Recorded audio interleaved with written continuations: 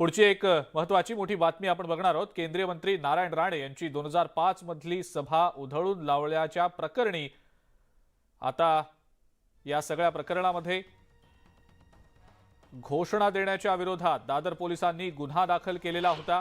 पूर्वीच्या शिवसेनेतले नेते आणि आताच्या शिवसेना ठाकरे गटातल्या नेत्यांच्या विरोधात दाखल गुन्ह्यात आज मुंबई सत्र न्यायालयात आरोपपत्र निश्चित केले जाणार आहे। मुंबई सत्र न्यायालय विशेष कोर्टात आज या संदर्भातली सुनावणी होणार आहे। सध्या शिंदे गटातले आमदार सदा सरवणकर हे मुंबई सत्र न्यायालयात यासाठी पोहोचलेले आहेत। 2005 सालचं हे प्रकरण आहे। सभा उधळल्याचं हे प्रकरण होतं। दादर पोलिसांनी त्यानंतर गुन्हा दाखल केलेला होता आणि याच संदर्भातली आरोपपत्र निश्चिती आज कोर्टामध्ये होणार आहे। अधिक माहिती या संदर्भातली आपण जाणून घेणार आहोत। प्रशांत बाग आपले प्रतिनिधी आपल्या सोबत आहेत सध्या। प्रशांत, काय नेमकी माहिती? आपल्याला माहिती आहे की नारायण राणे यांनी ज्यावेळेस शिवसेनेला रामराम ठोकला आणि स्वतःची वेगळी वाट चूल केली त्यावेळेस सामना कार्यालयाच्या बाहेर त्यांची सभा झाली होती। आणखी त्याच वेळेस संतप्त शिवसैनिकांनी, नेत्यांनी, कार्यकर्त्यांनी मोठं आंदोलन केलं होतं, जोरदार घोषणाबाजी केली होती, ही सभा उधळून लावली होती आणि दादर पोलिसांनी हा त्यावेळेस गुन्हा दाखल केला होता। यामध्ये जे 48 आरोपी आहे त्या 48 आरोपींमध्ये जर का आपण बघितलं तर आजच्या तारखेला शिंदे गट असो किंवा ठाकरे गट असो किंवा मनसे यातले सगळे नेते जे आहेत हे सगळे त्यावेळेस एकत्र होते। सदा सरवणकर आहेत, अनिल परब आहेत, याचबरोबर मनसेचे बाळा नांदगावकर हे सुद्धा आहेत। असे सगळे आरोपी जे आता वेगवेगळ्या पक्षात आहेत ते मात्र त्यावेळेस सगळे एक होते।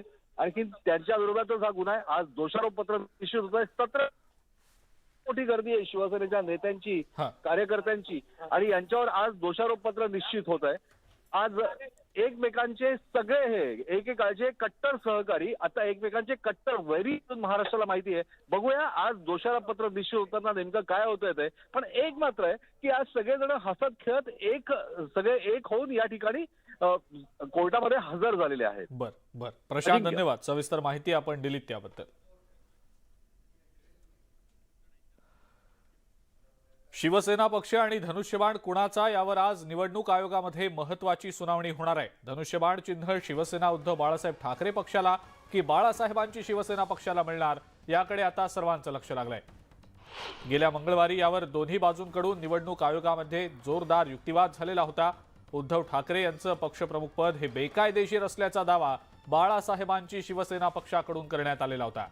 तर सुप्रीम कोर्टातील सत्ता संघर्षावर निर्णय घेईपर्यंत कोणताही निर्णय घेऊ नये अशी मागणी ठाकरेंच्या पक्षानं निवडणूक आयोगातल्या सुनावणी दरम्यान केलेली होती। त्यामुळे आता या सुनावणीकडे सर्वांच्याच नजरा लागलेल्या आहेत। अधिक माहिती या संदर्भातली आपण जाणून घेणार आहोत। आपले नवी दिल्लीचे प्रतिनिधी प्रशांत लीला रामदास सध्या आपल्या सोबत आहेत। प्रशांत, अतिशय महत्त्वाची ही सुनावणी निवडणूक आयोगामध्ये आज होणार आहे।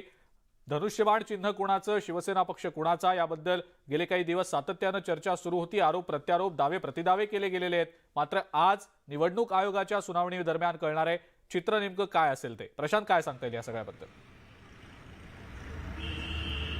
आज दुपारी 4 वाजता केंद्रीय निवडणूक आयोगामध्ये या संदर्भात सुनावणी होणार आहे, ज्यामध्ये बाळासाहेबांची शिवसेना आणि शिवसेना उद्धव बाळासाहेब ठाकरे या पक्षाच्या वतीने त्यांचे वकील म्हणजे महेश जेठमलानी हे बाळासाहेबांची शिवसेना, तर कपिल सिब्बल हे उद्धव बाळासाहेब ठाकरे शिवसेना पक्षाच्या वतीने युक्तिवाद करणार आहे। गेल्या वेळी साधारणतः 12 डिसेंबर रोजी या संदर्भात सुनावणी झाली होती।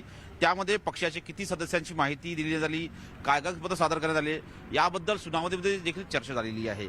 आणि या दोन्ही सुनावणी दरम्यान एक प्रकारे जर बघितलं तर मोठी वकिलांची फौज गेल्या वेळी देखील हजर होती। यावेळी देखील याच पद्धतीची फौज हजर राहण्याची शक्यता व्यक्त केली जात आहे। महत्त्वाचं म्हणजे येत्या 23 जानेवारीला उद्धव बाळासाहेब ठाकरे यांचा पक्षप्रमुख म्हणून जो कार्यकाळ आहे तो संपूर्ण होत आहे। त्यामुळे या संदर्भात निवडणुका घेण्यासाठी एक पत्र गेल्या वेळेस देण्यात आलं होतं, त्यावरती आज देखील अंतिम निर्णय होण्याची शक्यता आहे।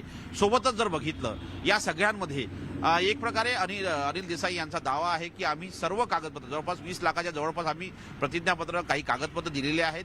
त्या तुलनेमध्ये बाळासाहेबांच्या शिवसेनेने साधारणतः 10 लाखच कागदपत्र दिलेले आहे। अशावेळी निर्णय आमच्या बाजूने यावा असं आम्हाला वाटतं. आम्हाला न्यायावरती विश्वास आहे असंही त्यांनी स्पष्ट केलं आहे. पण महत्वाचं म्हणजे आज जेव्हा सुनावणी होईल त्यावेळेस कपिल सिब्बल यांचा काय युक्तिवाद होतो, कारण की गेल्या वेळी महेश जेठमलानी यांनी स्पष्ट केलं होतं की ही जी उद्धव बाळासाहेब ठाकरे यांच्या नेतृत्वात ही जी शिवसेना आहे ही बेकायदेशीर आहे, बोगस आहे. कारण की बाळासाहेब ठाकरे जिवंत असताना अशा प्रकारचा कुठलाही निर्णय झाला नव्हता, अशा प्रकारची कुठलीही घटनात्मक नोंदी देखील करण्यात आली नाहीये असा दावा महेश जेठमलानी केला होता. तो दावा आजच्या युक्तिवादात खोडून काढण्याचा प्रयत्न कपिल सिब्बल यांच्या वतीने करण्यात येणार आहे. कारण की त्यासाठीच हे जे पत्र देण्यात आलं होतं की पक्षप्रमुख म्हणून त्याचा कार्यकाळ पूर्ण होतोय आणि त्यामुळे आम्हाला पक्षप्रमुख म्हणून निवडणूक घ्यायची आहे आणि त्यासाठी आम्हाला परवानगी देण्यात यावी.